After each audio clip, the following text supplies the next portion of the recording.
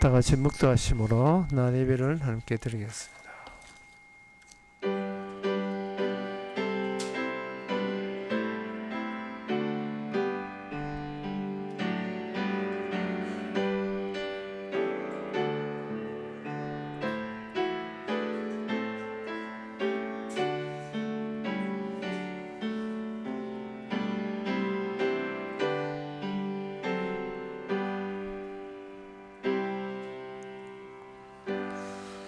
전능하사 천지를 만드신 하나님 아버지를 내가 믿사오며 그 외아들 우리 주 예수 그리스도를 믿사오니 이는 성령으로 잉태하사 동전 마리게 나시고 본주 빌라도에게 고난을 받아사 십자가에 못 박혀 죽으시고 장사한 지 사흘 만에 죽은 자 가운데서 다시 살아나시 하늘로서 전능하신 하나님 옆에 앉아 계시다가 저로서 산자와 죽은 자를 심판으로 오시라.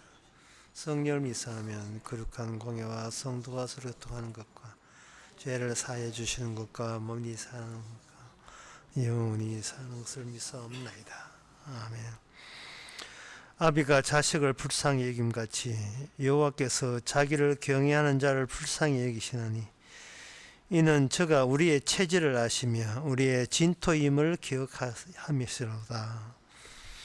아무것도 아니고 흙덩어리에 불과하기에 주께서 우리를 불쌍히 여겨주시는 이 사랑과 이 하나님의 일관된 조치에 대해서 거리낌 없이 받아들이는 오늘 이 시간 되게 하옵소서.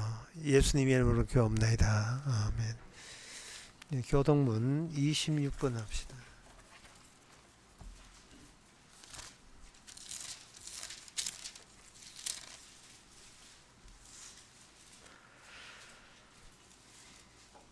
내 영혼아 여호와를 송축하라. 여호와 나의 하나님이여.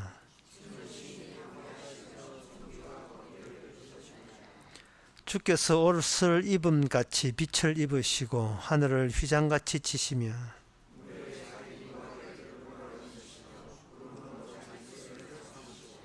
바람 날개로 다니시며 바람으로 자기 사자를 삼으시며 화염으로 자기 사역지를 삼으시며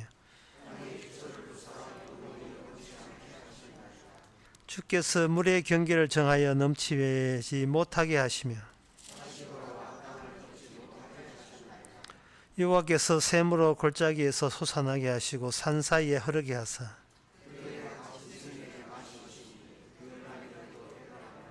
공중의 새들이 그 가에서 깃들이며 저가 그 누각에서 산에 물을 주시니 아멘. 자리에 앉아서서 찬송가 48장 합시다.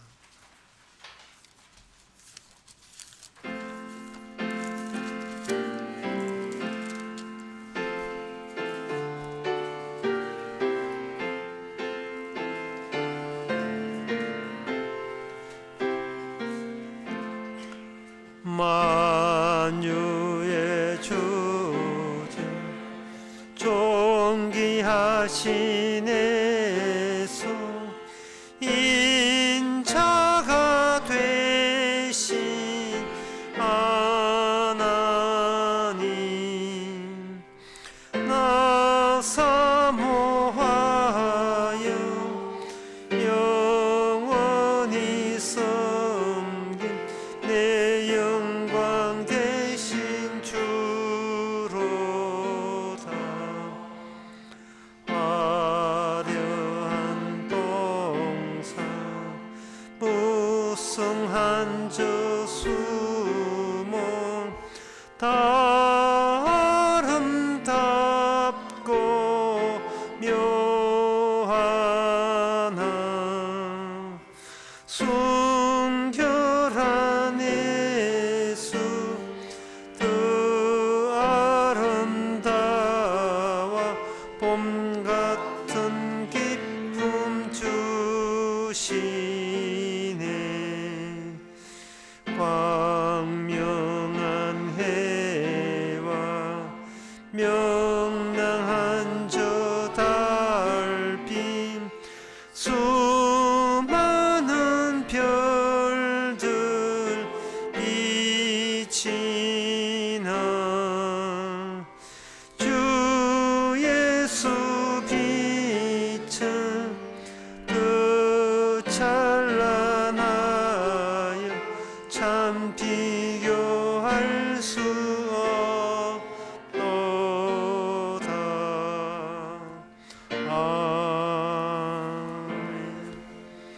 이 시간 다 함께 기도하실 때 김정철 집사님 기도하시겠습니다.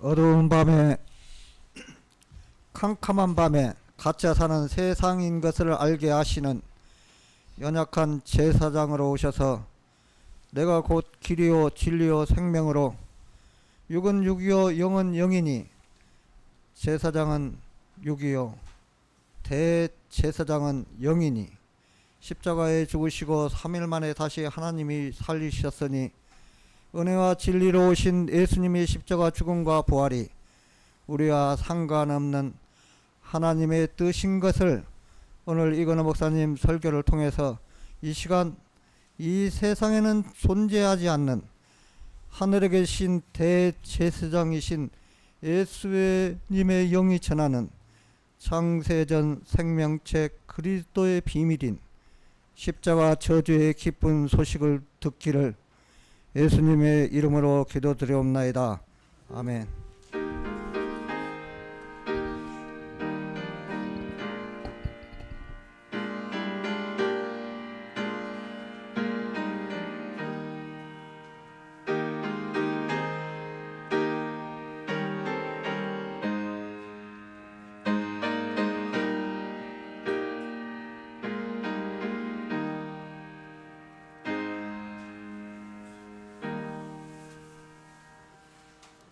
이 시간 광고 없으면 찬송가 208장 합시다.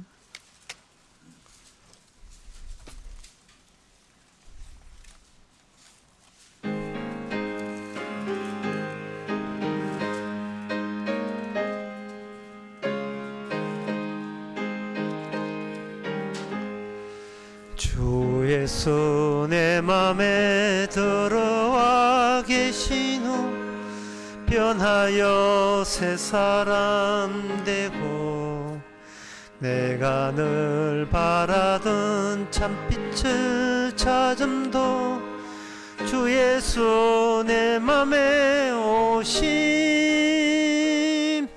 주 예수 내 맘에 오심 주 예수 내 맘에 오심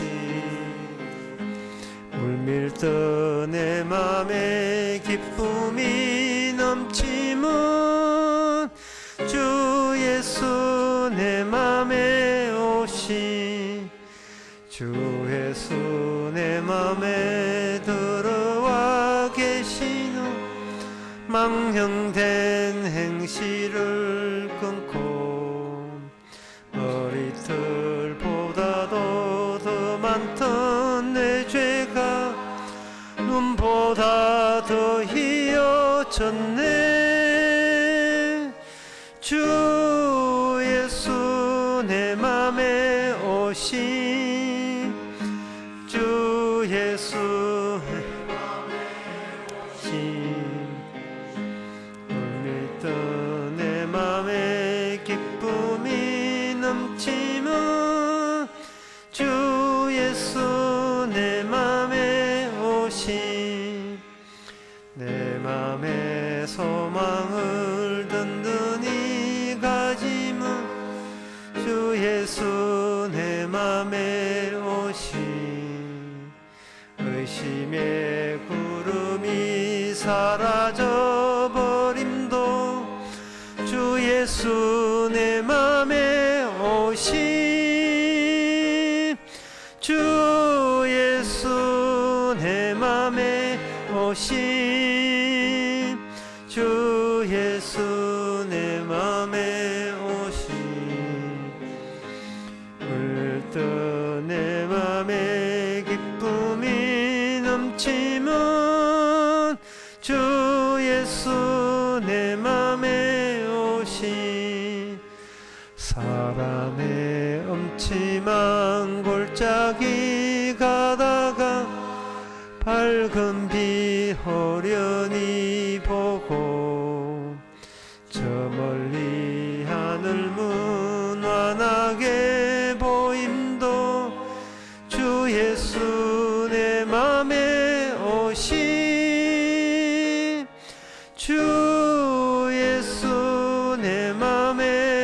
오시 주 예수 내 맘에 오시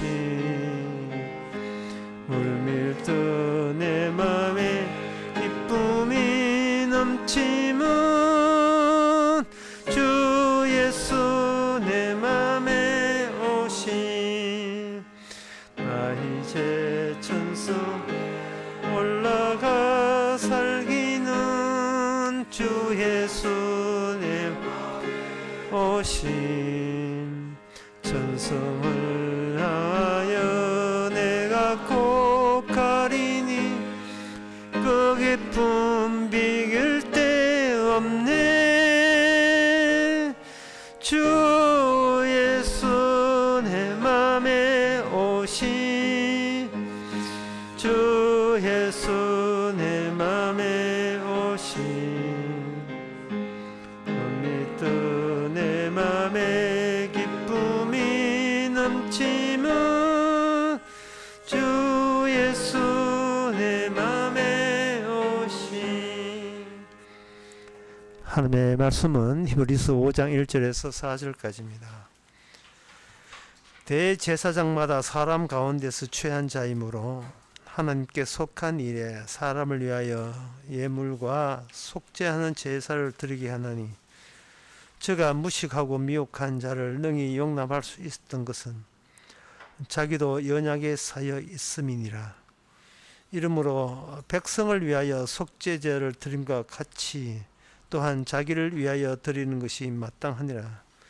이 종기는 아무나 스스로 취하지 못하고 오직 아론과 같이 하나님의 부르심을 입은 자라야 할 것이니라.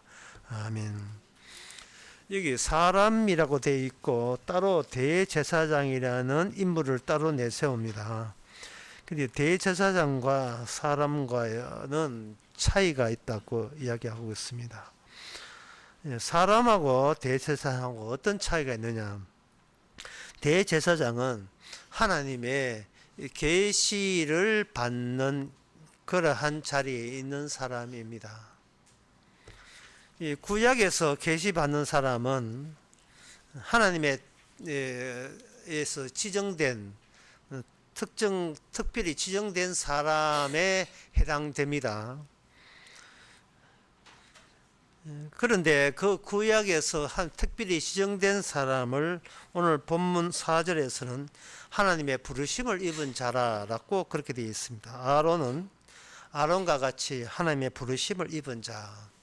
근데 이 신약이 오게 되면 모든 성도가 하나님의 부르심을 입은 자라야 성립이 되는 겁니다.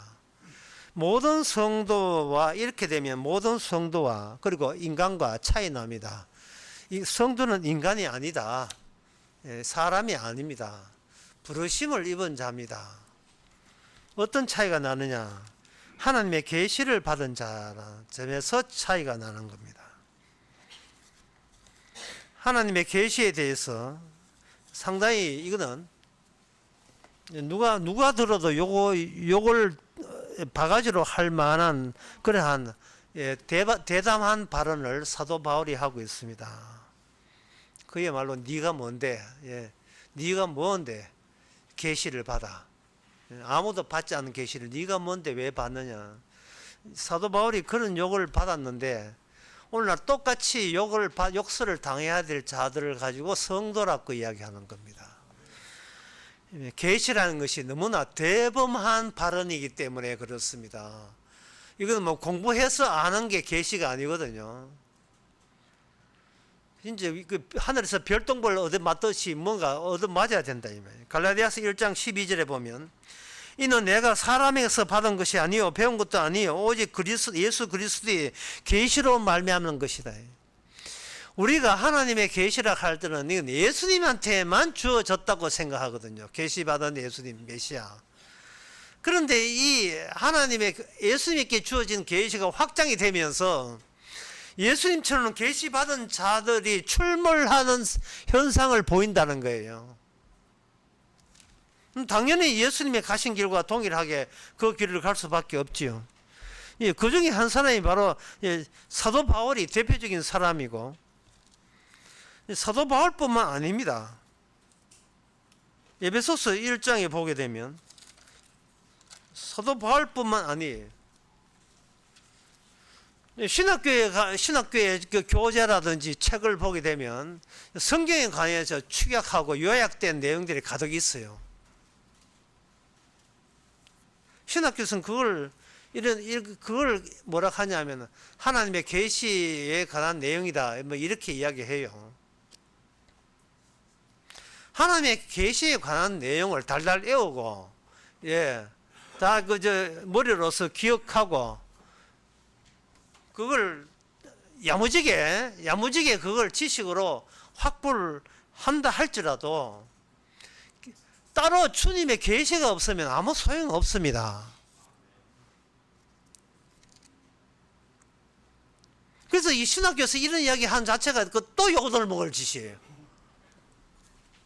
왜? 사람이 할 수 있는 이야기를 좀 하자는 거예요. 사람이 할 수 있는 거, 애쓰고 노력하면 할 수 있는 것 좀 이야기해달라. 그래야 희망이 있지 않거든요. 희망이 있지 않겠나 하기 또 전라도 말도 나. 계시를 준다는 말은요, 인간이 희망 갖는 것 자체가 나쁜 거다. 그 자체가, 그것은 하나님에 대한 일에 대한 모독으로 간주하는 거예요. 내가 구원받을 힘을 갖는 것 자체가 하나님에 대한 모독이에요. 얼마나 이거 계시를 안 받았으면 그런 상식선에서 계속 그걸 붙들고 있겠습니까? 에베소서 1장 17절에 보면 이런 성경 내용 말고 계시가 따로 주어집니다. 내가 너희를 기도하는데 우리 주 예수 그리스도의 하나님 영광의 아버지께서 지혜와 계시의 정신, 계시의 영이죠. 계시의 영을 너희에게 주사 하나님을 알게 하시고 너희 마음 눈을 밝히사 그의 부르심이, 소망이 부르시는 것이 주어졌음을 너희들을 깨닫게 함이라. 계시의 영, 성령이 따로 또 주어져야 돼요. 그게 또 주어져야 된다고. 성경만 주면 안 되고 계시의 영도 같이 주어져야 돼요. 그러면 사도 바울은 이 교인들 뭐 믿는다는 사람이 한두 명이었습니까? 요새도 많은데 그들도 굉장히 많았겠죠.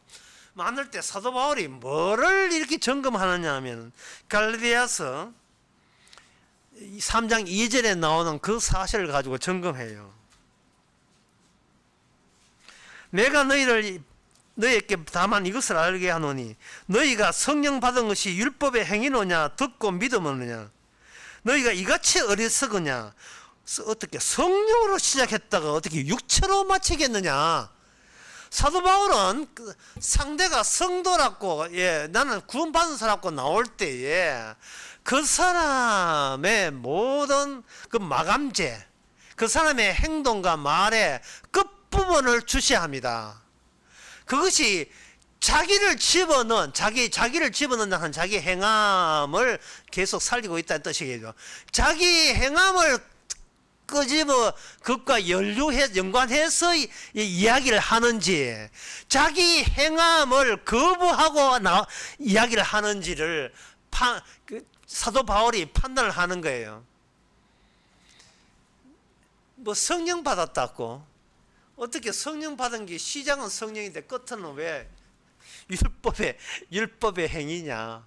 어떻게 행함으로 끝나냐? 그게 무슨 성도냐? 그게 무슨 계시 받은 거냐? 네 본성이지. 그건 따로 쳐가지고 계시 받은 게 아니에요. 타고난 인간의 본성이었습니다. 나는 살려보고자 하는 분투 노력이었죠. 예섬이었고 결사적인 사투리를 벌린 거예요.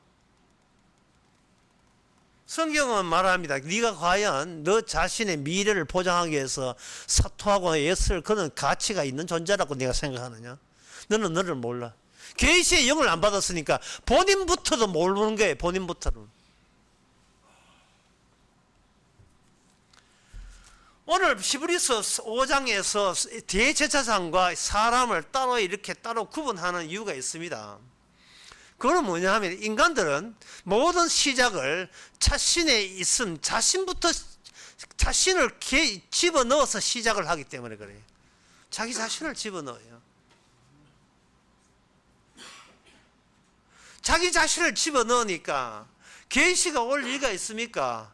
자기가 벌써 일을 시작했는데요. 하늘로부터 연락이 오지 않는 이유가 뭐냐 하면은 구조가 달라서 그래요. 오늘 이야기가 그 이야기입니다. 네가 존재하는 구조 자체가 하나님께서는 그건 안 받는다는 거예요.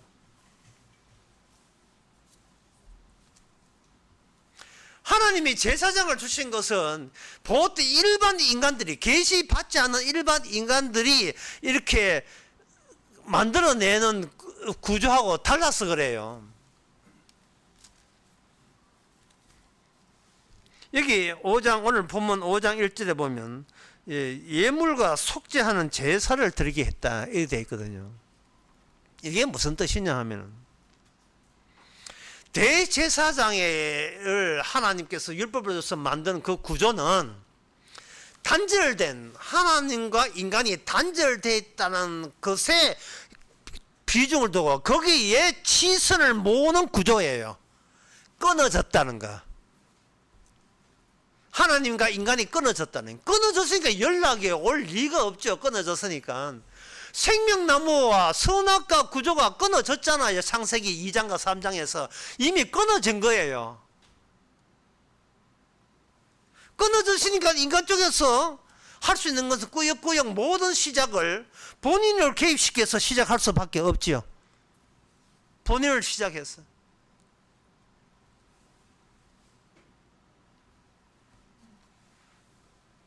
그런데 여기 오늘 본문 5장 2절에 뭐라고 되냐 하면은 연약이라는 말이 나옵니다.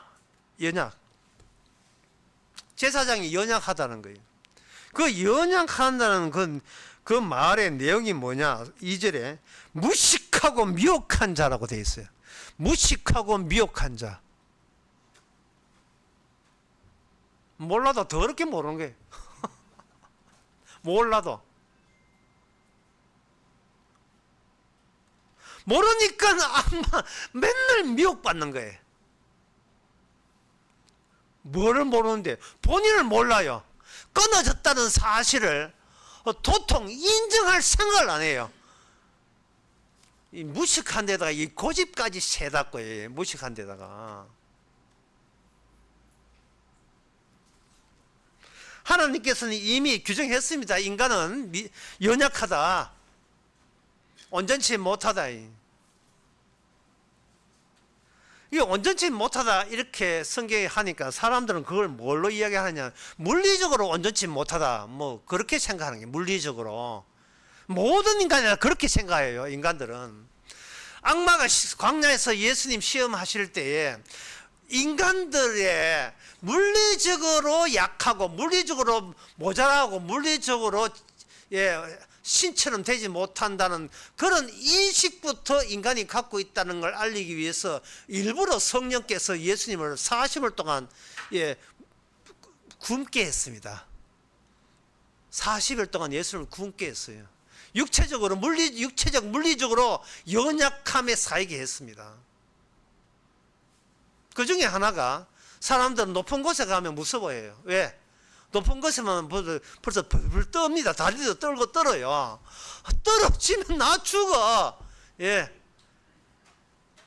그래서 어떻게 생각하냐면 누가 딱 떨어질 때 누가 천사가 와서 발을 탁 받쳐주면 나 온전하지 않을까라고 생각하는 것이 인간이 시작한 아이디어에서 인간이 펼쳐진 인간 구조입니다. 이 세상을 보는 구조예요. 그 구조 안에 인간은 갇혀 거기에 놓여 살고 있습니다. 악마는 인간의 물리적인 약함, 한계성, 그것 자체를 인간에게 자꾸 부각을 시켜요. 그러니까 너는 온전치 못하니까 그냥 연약함을 버텨라. 그리고 버티다 보면 나름대로의 무슨 가치가 있을 거야.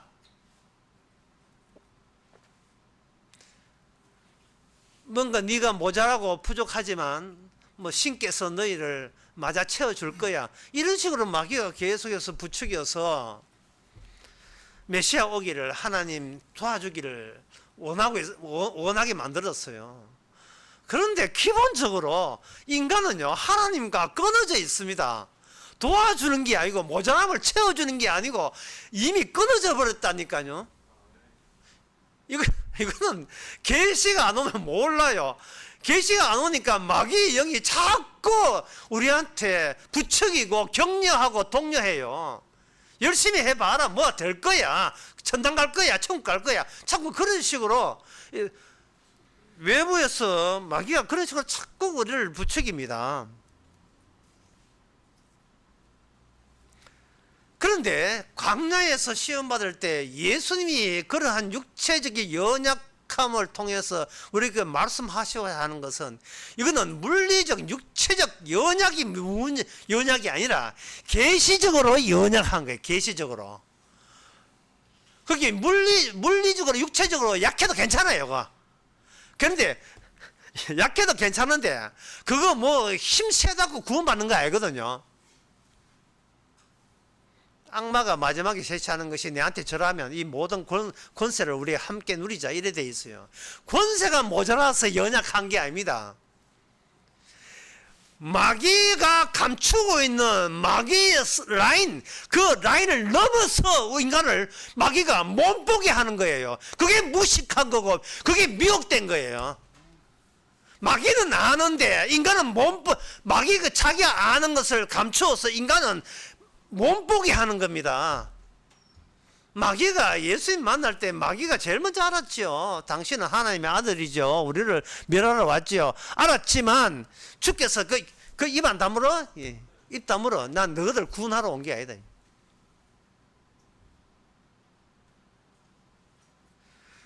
하나님의 성령의 계시가 아니면 귀신 나가도 구원 못 받고 병 고쳐도 구원 못 받고 무리를 걸어도 구원 못 받아요. 왜? 그런 것은 물리적인 연약함으로 마감되기 때문에 그래. 물리적인 연약함으로. 이 물리적인 연약하니까 돈 좀 있었으면 좋겠다. 내가 뭐 천사가 날라다니시면 좋겠다. 아프면 좋겠다. 세상 권세를 좀 주무리면 좋겠다. 이게 뭐냐면 본인을 몰라도 너무 모르는 거예요. 마귀가 그런 장난감을 이렇게 던져주고 자꾸 놀아가는 이유가, 네가 막혀있다, 끊어져 있다는 그 점에 대해서는 제발 좀 네가 몰라라. 이거는 이 마귀하고 주님하고만 알고 있지 너는 뭐냐 알면 안 돼 라고 악마가 계속해서 그걸 방하고 있는 거야. 방하고 있어요. 그러니까 인간은 뭐냐, 과학의 발전과 의학의 발전 외에는 다른 낙이 없고 다른 희망이 없어요. 초등학교 애들한테 이제 선행학습 시켜가지고 고등학교 수학까지 7개월 만에 다 뛰게 하는 거, 그거 왜 합니까? 학원에서 의대 준비바 이거는. 의대 준비바.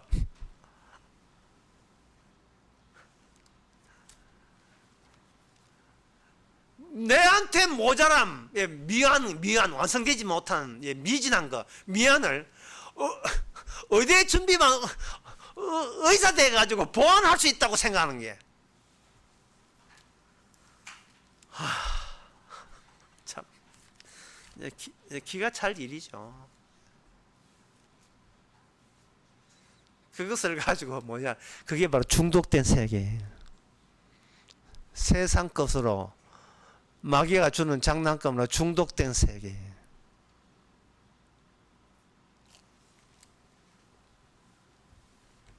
어떤 사람이 이런 이야기예요. 한 사람이 미친 것은 드문 일이지만 집단적으로 미치는 것은 당연한 일이라 했어요. 미친 사람 가끔 보지만 집단적으로 미친 것은 늘 봐요. 정치꾼들이 그렇고 축구 보는 사람이 그렇고 종교 교회 가면 또 그런 사람들 많아요. 인간은 사적으로는 미치지 않지만 집단적으로 이미 미쳐 있는 인간들이. 노동 시위 현장이 그래요. 따단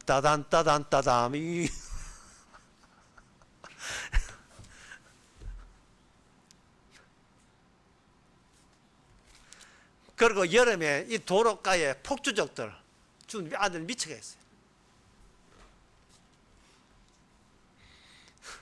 지구대에 백날 친구도 소용없어요.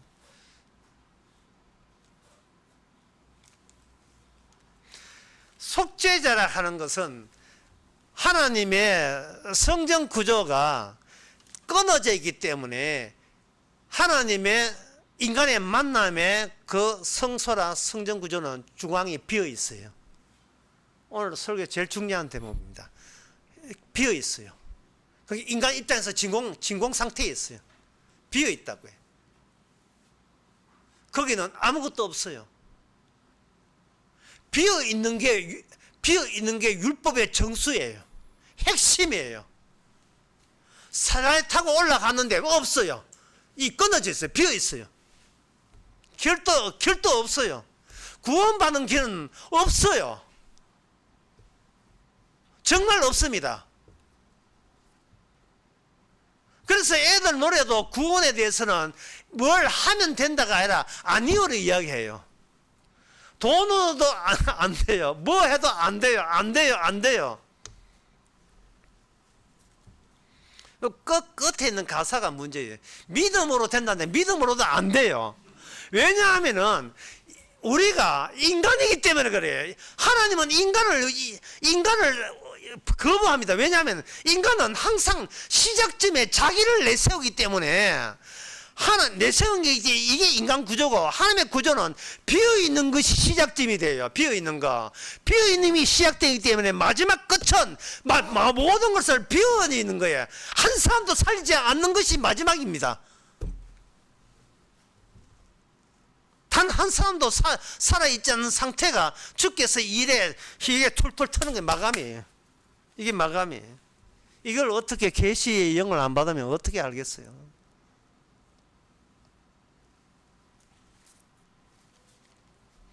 비어있다는 이 이야기를, 예수님의 이 사실을 주님께서는 제자들을 통해서 알려줬습니다. 알려주면서 비어있는 너희들은 비어있다 하지만 비어있어야만 채워질 것이 있는데, 그 채워지는 것은 뭐냐? 속죄제예요. 그게 오늘 본문 히브리서 5장에 나옵니다. 속죄하는 제사. 속죄하는 제사는 인간이 속죄하라는 말이 아니고, 인간은 연약해서 무식하고 미혹돼서 인간의 속죄제는 안 받습니다. 하나님께서 율법을 주신 것은 우리가 얼마나 무식하고 연약하고 미혹받고 있다는 사실을 들추어내기 위해서 율법을 줬거든요. 율법을 주신 것은 우리로 하여금 저주받는 자 맞다는 것을 확인시키기 위해서 하는 거예요. 그러면 우리는, 인간은 시작점에 끼어들지 못해요. 하나님은 인간에서 첫 끝발이 개끝발 되기 못해요. 첫 번째 때한 그것을 빼버리면 마지막도 같이 훅 하고 빠져야 돼요. 뭐 시작은 미약한 나중에 창대하다, 그거는 마귀가 이야기한 거고, 그 욥기에서 빌닷이 이야기한 거예요. 그거는 무식한 욥의 친구가 이야기하는 거예요. 욥의 친구가. 마귀는 그런 계시를 우리에게 준 거예요. 시작은 미약한 나중에 창대하리라. 여러분 집에 또 그거 액자한 집은 없겠죠. 시작한 인간을 거기서 쪽지거로 집어넣어서 허물어뜨리고, 허물어뜨는 그 일을 12제자부터 시작한 거예요. 12제자 몽땅 다 쪽지거로 다 끄집어내는 겁니다. 끄집어내야 빈자리 생기고, 그 빈자리에 예수님 본인이 12제자의 자리에 들어가는 겁니다. 뭐하러? 속죄 제물 되기 위해서, 화목 제물 되기 위해서 들어간 거예요. 이게 바로 세상죄를 지어가는 어린 양이라고 그렇게 하신 겁니다. 그 제자들 12제자, 그 카드 가지고 약간의 그 카드 삭기 하다가 하나 중심되는 카드, 중령의 카드 하나 뽑아버리면 와서 다 무너지잖아요. 그 하나 뺀 게 뭐냐? 그게 바로 가룟 유다를 뺀 거예요. 그 가룟 유다에게 이야기한 것이 모든 인간을 대변해서 샘플로 해서 인간은 이렇다라고 이야기한 것이 바로 가룟 유다한테 이야기한 겁니다. 그게 바로 마태복음 26장 24절.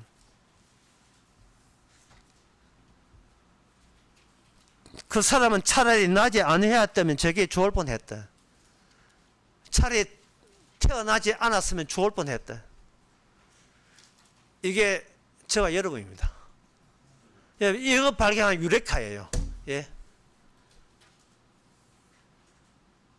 아르키메데스라는 그 고대 과학자가 목탕에 있다가 연구할 게 있는데 그 비중의 차이, 금과 금 아닌 비중의 차이가 이 부피의 물의 부력의 차이라는 것을 발견하고 데스! 이거는 왕이 준 숙제 플러스 하고 너무 좋아서 뛰어나오다는 게 빨라먹고 튀어나오는 거예요. 그때 하면 유레카, 나는 알았다는 말이죠. 내가 가룟 유다는 사실을 아는 거, 이게 바로 계시의 영이에요.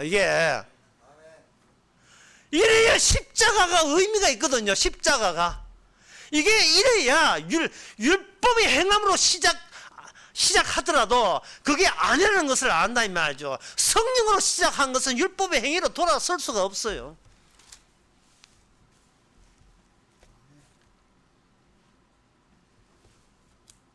인간은 이게 안 되니까 빈자리를 남아둘 때 이게 미완, 완성되지 못했다는 것이 끌끌어워 가지고 자꾸 뭘로 채우는데, 뭘로 채우는가?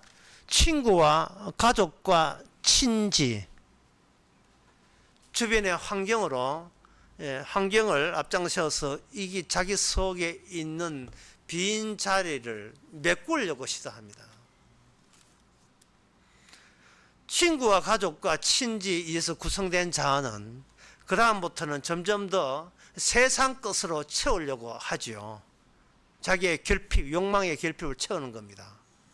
그러면 이거는 뭐냐? 한마디로 말해서 중독이에요. 세상 것을 더 몸가져서 환장한, 막 중독, 그 마약 이 약의 효과가 떨어질 때 나오는 마약 증세를 모든 인간이 다 발휘하고 있으니, 하나가 미친 것은 드물지만 집단이 미치는 것은 너무나 당연한 거예요.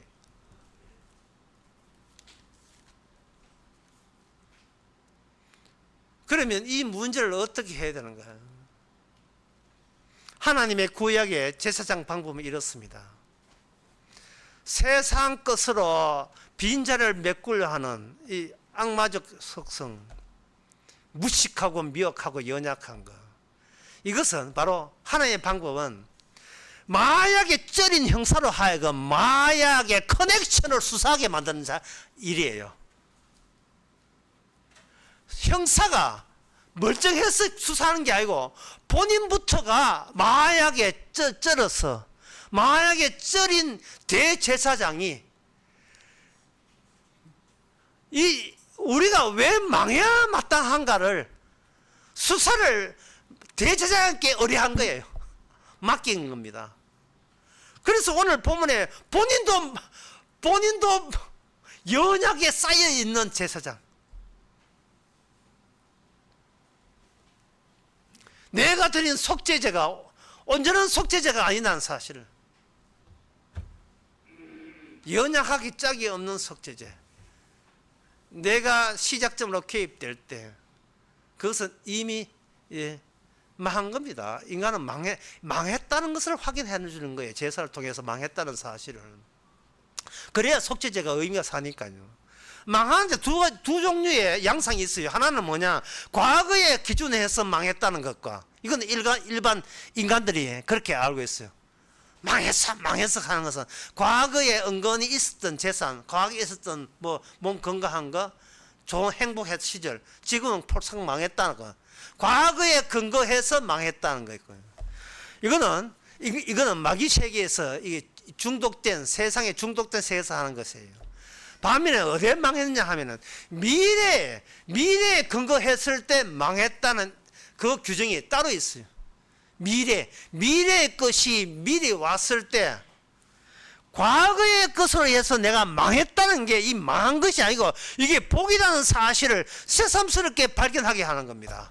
계시의 영을 받은 사람, 그리스도의 계시 받은 사람은, 그리스도의 계시를 받은 사람은 미래의 기준이 먼저 미리 그 사람 속에 들어온 것을 가지고 계시 받은 사람이라고 할 수 있어요.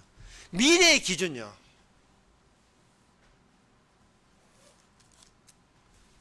그 미래의 기준에 대해서 마태복음 3장 세례 요한이 이렇게 외치고 있습니다.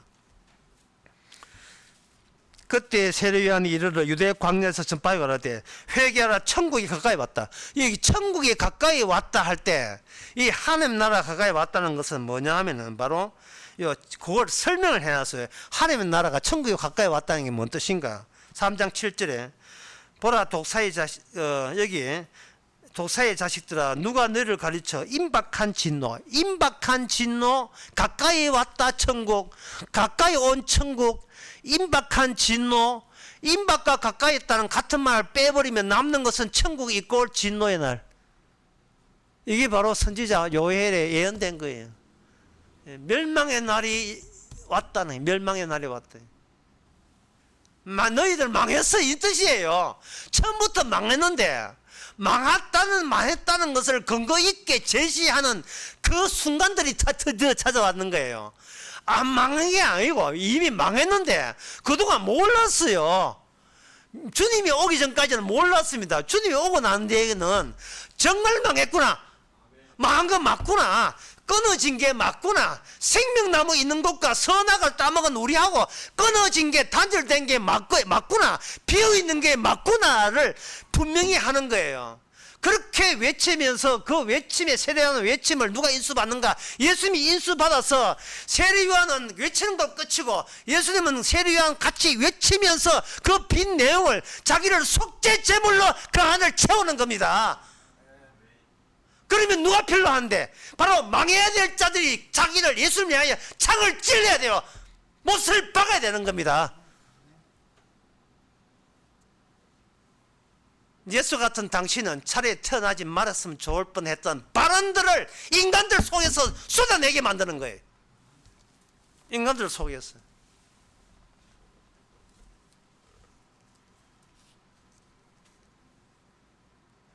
그 울산 강의하면서 재미나는 이야기를 제가 했어요. 저한테는 그 굉장히 오늘 말씀 준비에 대해서 너무나 큰 힌트를 준 자그마한 일이 있었습니다. 제 아내가 염색을 하는데 염색을 해가지고 염색하고 이거 머리 빨락하면 기다려야 되거든요. 기다리면서 그때 마침 점심시간 돼가지고 점심을 내 나름대로 염색했다고 또 수고했으니까 내가 점심을 알아서 해볼까 이 설치다가 염색약이 싱크대에 묻혔어요. 묻혔을 때 제 아내가 이런 이야기했습니다. 당신이 내 말 듣고 내가 해준 점심은 점심하면 되지. 당신이 점심한다고 안 했으면 이런 염색만 묻을 일이 없지 아니한가 하는 거예요. 유레카. 비로소 인간이란 무엇인가를 일거에 알게 되었습니다. 내가 전시를 먹는 이유는 배가 고파서 한 거예요. 그럼 처음부터 배가 안 고팠으면 됐어요. 배가 안 고팠으면 전심으로 얼쩡됐으면 이게 그 싱크대에 이게 염색약이 이게 잘 지워지지 않는 게 안 묻을 거다 이 말이에요. 그러면 왜 배고프냐? 왜 배가 고프냐? 그거는 이게 안 태어났으면 이런 일이 없다며. 안 태어났으면 내가 안 태어났으면 이 싱크대에 염색 묻힐 일이 없거든요. 그러니까 인간은 내가 안 태어나야 된다는 생각을 못하고 이왕 태어나는 거 염색이나 하자. 이게 지금 인간이 시작전부터가 잘못돼요. 시작전부터가. 여기 생활의 팁으로 염색약은요. 염색 어떤 것도 지었는데 락스로 지어져요. 이거는 알고 싶다. 내가 락스만이 예, 락스만이 채워져요. 딴 건 절대 주지 않아.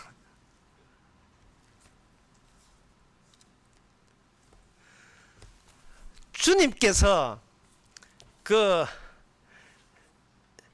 인간들로 하여금 새로운 구조를 만드십니다. 새로운 구조를 만드는데 제사장으로 하여금 그 자기 자신도 제사 드리는 이 자체가 내 율법의 행함이 소용없다는 것을 알게 만들어요. 제사장으로 하여금. 이것은 오늘 본문에 보면 제사장 본인이 남을 위해서는 제사 속죄제 드리는 동시에 본인을 위한 속죄제도 드려야 된다라고 되어 있습니다. 그러면 여기서 어떤 구조가 새롭게 만들어지느냐 하면은 이 끊어져 있다는 하나님과 인간 사이에 끊어져 있다는 구조를 지금 인간을 통해서 연약한 인간을 통해서 그 구조를 구성하게 되는 거예요. 주께서 구성하는 거예요. 이 무슨 말이냐 하면은 이런 겁니다. 인간 속에는 본인이 알 수 없는 것을 어떤 검은 점 같은 게 있어요. 예, 보통 물리학에서 자석을 관한 물리학에서 앨리스 링이라는 게 있는데 그거는 자석을 쪼개면 또 쪼갠 조각들이 좀 더 자석이 돼요. 쪼개도 역시 양극, 북극, 남극이 다 생긴다고요. 그러나 더 쪼개보면 북극도 아니고 남극도 아니고 단극 생기는 그 지점이 있는데 그 지점은 그냥 쪼갤 수 없는 검은 점이에요. 검은 점. 이상한 검은 점. 모든 자석이 갖고 있는 모든 특이성이 날아가 버리고 물질이 아니고 반물질로 들어서는 관문 같은 점. 싱글리리티, 특이점이 거기에 있어요. 그런데 이게 인간에게도 있어요. 그게 가룟 유다입니다. 가룟 유다는 악마와의 관문이에요. 사탄과의 관문입니다. 일부러 예수님께서는 가룟 유다를 제자들 속에 집어넣게 했어요. 그 제자들 배회하면 12제자 체제가 다 무너지게 되어 있습니다. 물질이 아니고 영적인 거, 반물질적인 거, 어떤 그 물질의 원칙도 인간들이 상식적으로 알고 있는 세상 살기의 어떤 원칙도 전혀 먹히지 않는 특이점 같은 것이 인간 속에 있습니다. 악마의 시그널이 들어오는 그 구멍이에요. 악마로부터 신호가 수신되는 그것이 모든 인간 속에 그게 들어있는 거예요. 그 들어있는 그 구멍점을 주님께서는 인간 대신 인간을 샘플로 대제사장에게 옮겨서 그래서 새로운 구조를 만드는 거예요. 새로운 구조를 만들면 그 대제사장은 특징은 뭐냐? 이름이 필요치 않습니다. 이름이 전혀 필요치 않아요. 내 개인이 필요치 않다. 이름이 필요치 않아요. 이름이. 그 뭐냐? 그 기능, 직분이 중요해요. 네 이름이 뭐냐? 네 이름이 뭐냐? 야곱입니다. 야곱은 자기 이름을 야곱으로 한다는 것은 나만이 야곱이에요. 나만이 야곱이 되는 거예요. 그런데 이스라엘이 되어버리면 이스라엘이 야곱이 아닙니다. 이스라엘은 특이점이 야곱 속에 집어넣은 예수 그리스도의 이름이 그 이름과 기능이 이스라엘이에요. 특이점이 되는 거예요. 이거는 야곱이 손 못 댑니다. 인간의 욕망을 인간이 손 못 대요. 그래서 인간의 모든 그 발걸음, 인간의 행동은 누군가 시킨 대로 하지 내가 자유의지로 할 수 있는 게 아닙니다. 인간이 살아있는 게 신비예요. 그런데 마귀는 뭐로 바꿔느냐? 인간의 연약함을 물리적 연약함으로 바꾸었어요. 물리적 연약함. 열왕기하 6장 28절 29절에 보면 그 아랍 나라가 그 북이스라엘 포위하니까 어떤 난리가 있느냐. 28절 또 가로되 무슨 일이냐 왕이 가서 물으니까 여인이 대답하되 이 여인이 내게 이르기를 내 아들을 내라 우리가 오늘날은 먹고 내일은 내 아들을 먹자 하며 드디어 내 아들을 삶아 먹었더니 이튿날 내가 이르러 내 아들을 내라 우리가 먹으리라 하나 저 아기를 숨겼나이다. 이것 때문에 왕한테 고민거리를 내놓는 거예요. 이게 뭐냐, 인간은 식량이 없으면 짐승이 되는 거예요. 식량이 없으면 인간은 곧장 짐승이 되는 겁니다. 인간이 짐승인 것을 보여주는 하나님 만든 사태가 전쟁이라는 거예요. 전쟁. 점잖고 착하고 훌륭하고 이 모든 것이 전쟁터에 나가면 짐승과 짐승이 돼요. 짐승의 특징은 성이 더 있어 필요치 않는 무성의 존재, 무성의 기계가 돼. 인간은 기계예요.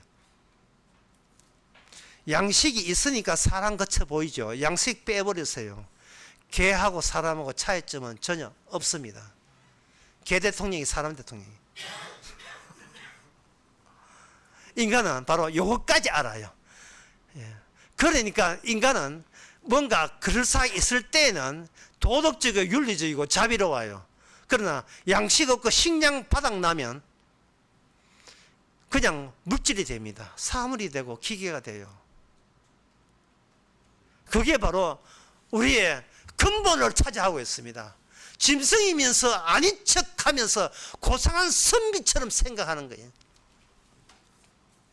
옛날에 우리 조상들은 남편이 선비 같으면 그 집안의 아내는 죽어라 고생하는 거예요. 일은 여자가 하고 글 보는 것은 남자가 한다는 거예요. 특히 예천 같은데. 저 옛날 좋네. 이게 뭐예요? 타인이 노동력, 인연 노동력 착취 아닙니까? 윤리의 도덕 찾고, 예술 찾는가? 이 배부르구나, 이래, 배불러요. 인간은 땅에서 나와, 땅을 뱀처럼, 그 뱀이 저주받을 때 저주가 뭐냐? 땅과 가장 근접하게 밀착돼서 땅에 딱 붙어 있어요. 땅에서 못 떨어져요. 살아도 땅을 못 들어가고 죽어도 땅으로 환원되고 땅에서 벗어난 적이 없어요. 땅이 저주받았으면 거기에서 살아도 저주받는 존재예요. 이게 인간입니다. 신경 없으면 못 사니까 이거는 도살을 할 수가 없지요. 뱀하고 인간하고 차이점이 없지요. 그래서 옛날에 그 모든 인간들은 땅에서 가장 밥 빌어먹고 살아났고 이름을 땅과 관련되어 있었습니다. 일본 말에 성에 보면 산본, 산 가운데에 있다. 산 입구에 있다. 야마모토. 산에 있다. 야마모토, 산본. 그 다음에 강 입구에 있다. 가라구치. 촌 중앙에 있다. 마을 중앙에 있다. 나카무라. 숲에 거주한다. 하야시. 주위에 밭이 있는 산이 있다. 야마시다. 야마다. 그 다음에 서쪽에 촌이 있다. 니시무라. 밭 가운데 있다. 다나카. 이런 식으로 일본의 성씨가 10만 개 정도 된답니다. 그만큼 이름을 지을 때 어쨌든 간에 땅을 벗어나면 너는 죽는다는 것을 부모가 의식해서 한 거예요. 그러면 이 이름이 있는 게 문제예요. 이름이 있다는 것은 각자 나름대로의 보잘것없는 인간이 자기 이름을 갖는 순간 그게 땅과 얻고 분할된 것 같은 착각에 빠지면서 자기 이름 붙들고 살아가는 이러한 위작, 가짜 그림이에요. 그 위작, 자기 조작을 하기 시작하는 거예요. 조작을. 진짜는 땅에서 못 벗어나는데 마치 땅과 따로 나는 내 이름이라는 새로운 영역이 마련된 것처럼 스스로 그 착각하는 거예요. 그 그러면서도 본질은 살아야 돼. 그것만 있는 거예요. 하나님께서는 이런 이스라엘에게 하나님의 계시를 주실 때 역사로 계시를 주셨습니다. 그 사무엘상 15장 3절.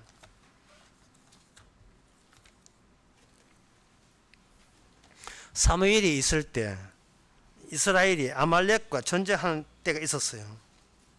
그때 이미 하나님께서 아시고 미리 예언하시고 이런 말씀하셨습니다. 15장 3절. 지금 가서 아말렉을 쳐서 그들의 모든 소유를 남기지 말고 진멸하되 남녀와 소아와 젖먹이 아이와 우양과 약대와 나귀를 죽이라 하셨나이다. 남녀와 소아 작은 어린이와 그리고 젖먹은 아이까지 다 죽여버려. 진멸해 다 죽여라 라고 이스라엘에게 명령했습니다.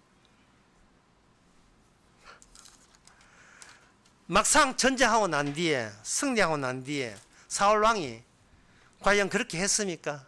그렇게 못합니다. 그렇게 못해요. 왜? 스스로 짐승되기 싫어서 그런 거예요. 스스로 짐승되기 싫어서. 그래도 인간인데 불쌍히 여기야지. 어린애가 무슨 죄가 있느냐. 우리가 거둬 줘서 살려야지. 이게 마치 짐승과 마찬가지인데 아무 답도 없는, 미래도 보장되지 않고 이미 망했는데, 이미 끊어졌는데 그 끊어졌다는 생각은 못하고 나름 이 땅에서 먼저 사람다운 사람처럼 살아보려는 의도를 주께서 아시고 아말렉을 보내서 네 손으로 과감하게 다 진멸하라 지시했을 때 인간은 차마 그 지시에 따르지를 못합니다. 뭐가 문제냐? 요한복음 9장에 예수님이 이 같은 말씀을 하신 게 우리에게 의미가 있어요. 예수께서 가라사대 내가 심판하러 이 세상에 왔으니 보지 못하는 자들은 보게 하고 보는 자들은 소경되게 한대. 우리가 그동안 볼 걸 못 본 거예요. 볼 걸 못 봤습니다. 소경이었던 거예요. 소경이니까 제가 오늘 설교 처음에 한 것처럼 계시의 영을 받아야 돼요. 계시의 영을. 계시의 영을 받은 걸 어떻게 하느냐? 우리는 벌써 태어날 때부터 진멸의 대상입니다.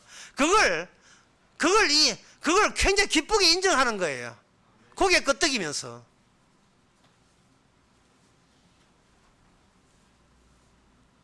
그러면 어떻게 하느냐? 부르심을 받은 사람은 이름이 없어요. 이름이 없고 제사장의 직분으로 교체가 되는 겁니다.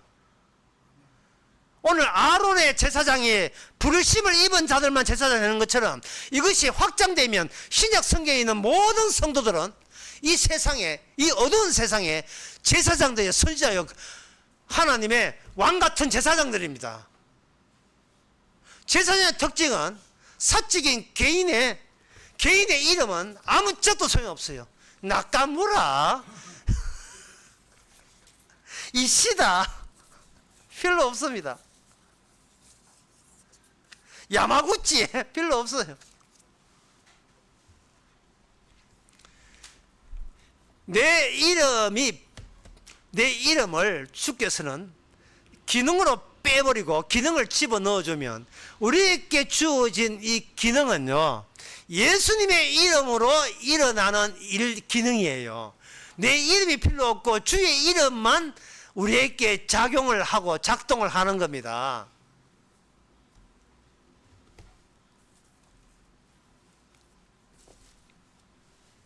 그렇다면 이게 교체하는 작업이 필요하거든요. 예수님께서 이 땅에 오셔서 우리 죄를 위해서 대신 대제사장이 되셨어요. 대제사장은 오늘 히브리스의 말에 의하면 교체하는 겁니다. 연약한 자가 드려야 될 제물, 제사, 속죄제, 그 속죄제 자리에 제자들은 떠나고 난 뒤에 예수님 혼자 그 속죄제 자리에 자신이 세상 제일 어린 양으로 들어가요. 그 예수님이 그게 들어갔다는 말은 예수님의 이게 뭐냐 하면은 이겁니다. 더 이상 이제는 미완의 시절은 끝났다. 예수님 자신이 죄 없는 본인이 희생 제물을 했다는 것은 미완의 시대가 아니고 이미 완성의 완료의 시대예요. 미완이 전혀 없어요. 모자람이 없어요. 그 자체가 완성입니다. 그걸 계시로 우리가 성도에게는 계시로 받는 거예요. 갈라디아서 3장 1절에 보면 어리석도다 갈라디아 사람들아, 예수 그리스도께서 십자가에 못 박히신 것이 너희 눈앞에 밝히 보이거늘 누가 너희를 꾀더냐. 십자가로 이미 화목제물 속죄제물 끝났다는 거예요. 예수님께서 사도 바울에게 계시를 줬잖아요. 그러면 사도 바울은 계시를 받았습니다. 그 받은 계시가 사도 바울의 편지 속에 녹아져 있다 이 말이죠. 녹아져 있는 것이 사도 바울의 삶으로 그게 녹아져 다 들어오는 거예요. 지식이 아니라 그냥 우리 몸 안에 허락도 없이 그냥 계시의 영을 받은 성령 받은 사도 바울은 그 예수님이 이루었던 그 속죄제물 화목제물이 자기 내부까지 이미 완전히 들어와버린 거예요. 오늘날 부르심을 입은 사람들, 오늘날 성령 받은 계시의 영을 받은 성도도 똑같아요. 이미 그 계시가 들어와 버려. 들어왔다니요. 뭐가 들어왔느냐? 뭐가 들어왔느냐? 또 들은 게 뭐냐 이 말이죠.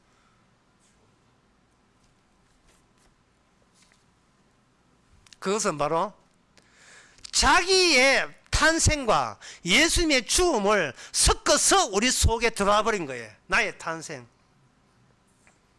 예를 들면 6월 17일 어떤 범인이 마약을 숨기고 마약 금액이 400억 되는데 이 비밀번호가 마지막 기회가 하나밖에 없어요.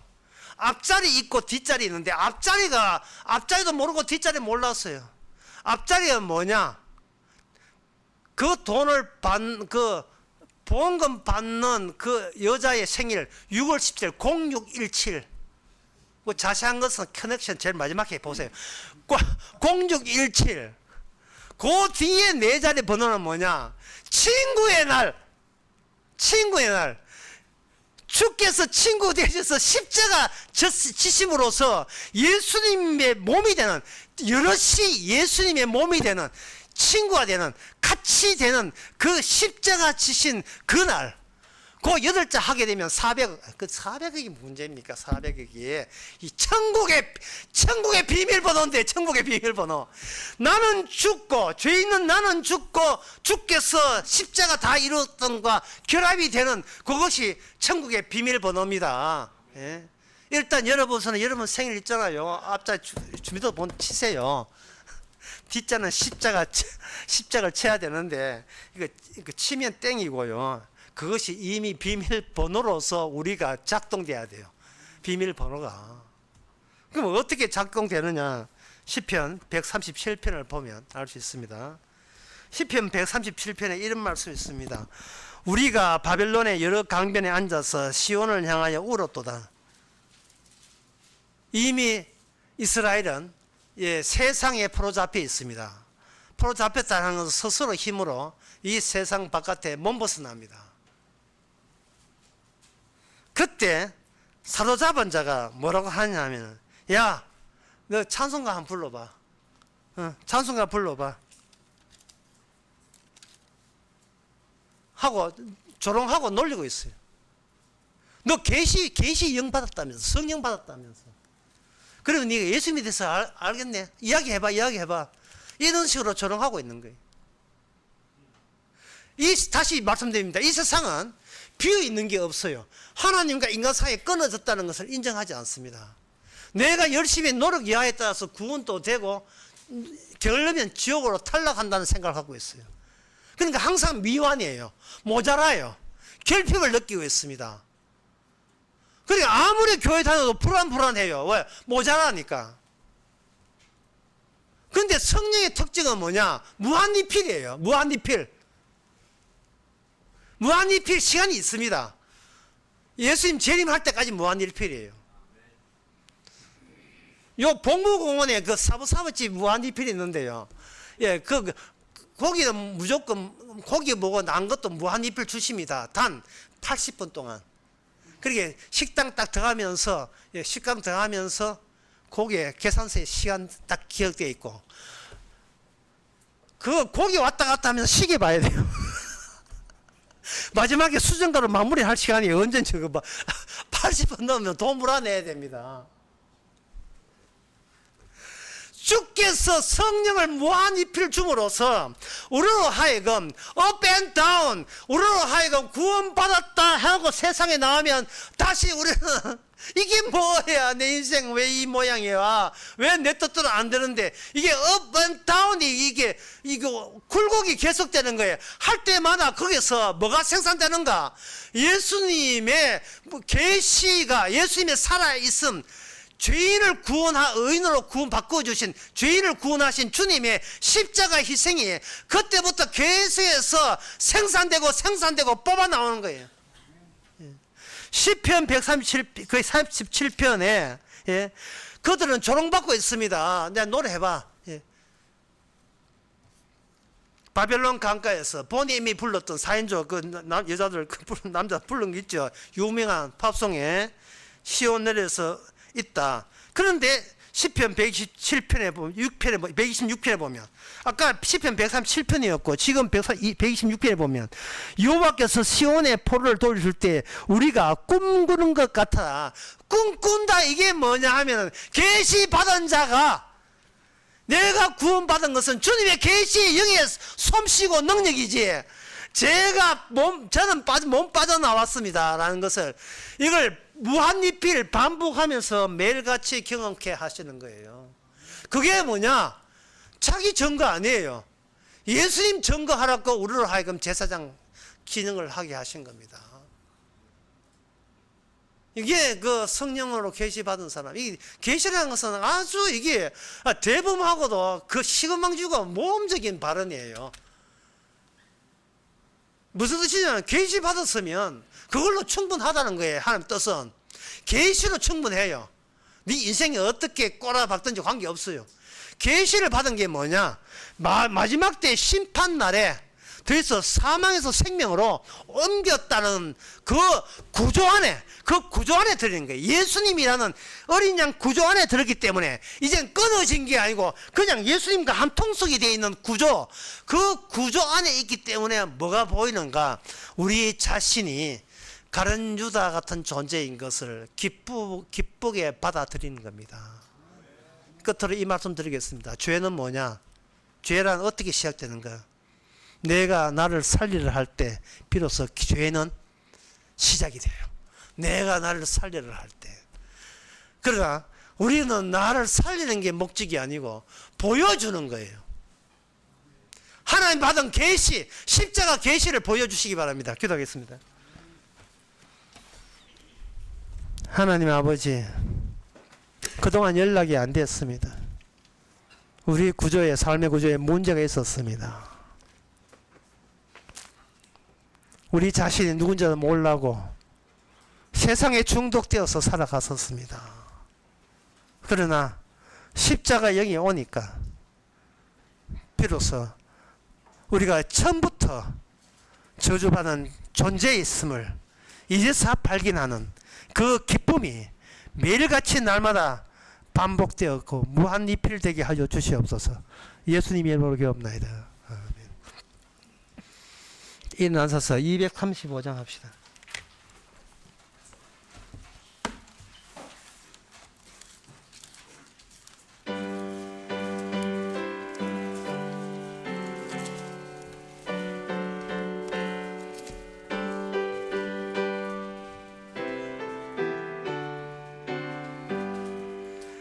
달고 오묘한 그 말씀, 생명의 말씀은 귀한 그 말씀 진실로 생명의 말씀이 나의 길과 믿음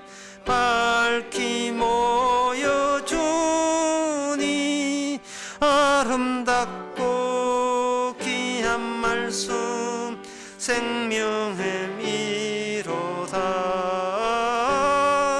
아름답고 귀한 말씀 생명샘이로다. 귀한 그 말씀 내 노래 제목이 되도다. 모든 사람의 복주는 생명의 말씀은 값도 없이 받아 생명 길을 가니. 아름답고 귀한 말씀 생명샘이로다. 아름답고 귀한 말씀 생명샘이로다. 널리 울리고 퍼지는 생명의 말씀은 마음의 용서와 평안을 골고루 주나니. 가만히 예수 말씀 들어 복을 받네. 아름답고 귀한 말씀 생명샘이로다. 아름답고 귀한 말씀 생명샘이로다.